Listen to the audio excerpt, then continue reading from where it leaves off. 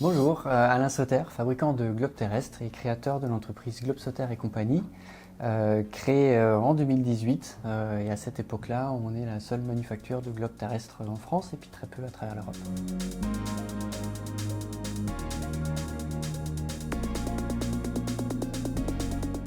C'est un processus très long qui va se dérouler en plusieurs étapes qui vont se faire par ordre chronologique. Première étape, il nous faut une sphère. Pour faire un globe, il nous faut une boule. Cette sphère, on l'a fait dans une matière qui s'appelle du staff, c'est du plâtre armé, donc un mélange de plâtre et puis de fibres, chez nous du chanvre ou de la toile de jute. Une fois qu'on a cette sphère toute ronde, on va venir tracer dessus des repères de géographes qui vont être un méridien, un équateur, des cercles polaires, ce qui va nous permettre de pouvoir coller dessus des bandes de papier qui ont une forme un petit peu effilée, une forme d'amande qu'on appelle des fuseaux. Sur cette bande de papier sont imprimées les cartes et voilà, on va recouvrir notre sphère. Et une fois que la sphère est recouverte, on va pouvoir passer à l'étape de la peinture. L'ensemble de la mise en couleur est faite à l'aquarelle, à la main, donc une étape extrêmement longue, fastidieuse, mais extrêmement agréable pour nous. Il va se rajouter tout un tas de petites étapes à côté, vernir le globe pour qu'on puisse le manipuler, que ça soit vraiment utilisable, et puis faire l'ensemble des supports de menuiserie qui vont avec.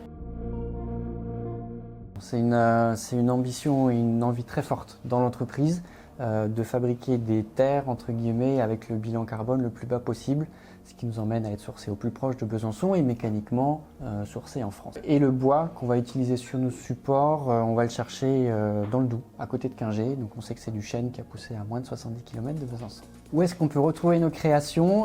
Directement chez nous, à l'atelier rue du Cercle, ça tombe bien.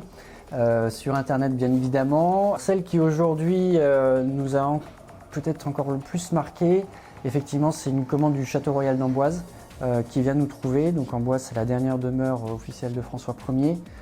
François Ier qui a entre guillemets beaucoup investi pour les voyages, pour les découvertes. Et donc le château nous trouve, nous dit voilà on n'a pas de globe chez nous au château, on aimerait vous en commander un. Et là on a eu tout un travail avec les équipes du château pour recréer ce globe vraiment à l'image de ce qu'aurait eu François Ier s'il l'avait commandé à son époque.